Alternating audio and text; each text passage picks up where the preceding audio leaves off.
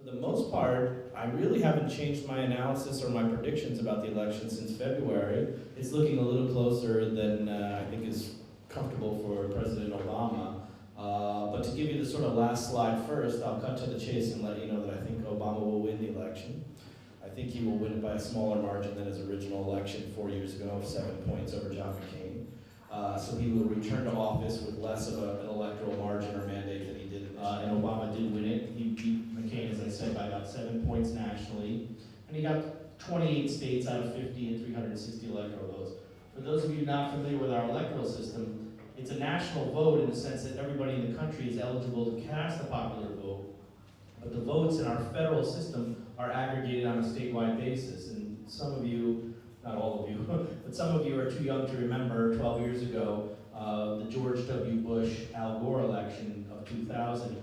Bush won the popular vote, Bush lost the popular vote but won the electoral vote because he had his votes in the right combination of states, because it's a series of 50 statewide contests. And that's important to remember as we move into the map. You have to get your votes in the right combination of states to win electoral votes, and specifically a majority of the electoral votes. There's 538 total electors, each state having a number of electors in the vote for president equal to its numbers of legislators in the National Congress. So just to take an example, I teach in Maryland. I live in Washington and teach in the state next to Washington, D.C., Maryland. They have 8 House members and 2 senators. Every state has 2 senators in the upper chamber. So you add 8 and 2 and you have 10 electoral votes, okay? So McCain carried 22 states, Obama carried 28 states, and when you add up the electoral votes from those states, he had 365, which is 95 more than the 270, which is a majority. 538 divided by 2 is 269, that's half. You need 1 more than half to win. So Obama got to a surplus, if you will, of 95 electoral votes, which by long-term historical standards isn't a big margin, but in recent presidential history is a pretty significant margin. Just as a point of reference, Bush won his first election against Gore almost as narrowly as you can. He got 271 electoral votes, just 1 extra. And in his re-election, George Bush got 286 electoral votes. So Bush barely won twice. By that standard, Obama had a pretty comfortable victory. Although, as I already told you, I'm predicting Obama will win, but with a fewer electoral votes than the 365. Obama set every campaign record known to man, or at least in American politics, for fundraising. George Bush got contributions from about 700,000 different Americans in 2004 when he got reelected. Obama got to 1 million, and then 2, and then 3, and 3+ million individuals gave him at least $1, setting the record by 4 times what Bush had set it 4 years earlier. So it was a record-breaking campaign.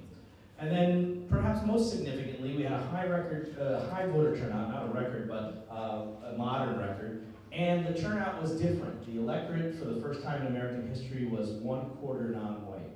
And it's fitting, I suppose, that in the first election of a non-white presidential candidate in the United States, that 1 out of 4 voters was either Latino, African American, or Asian American. Oh, I have to click.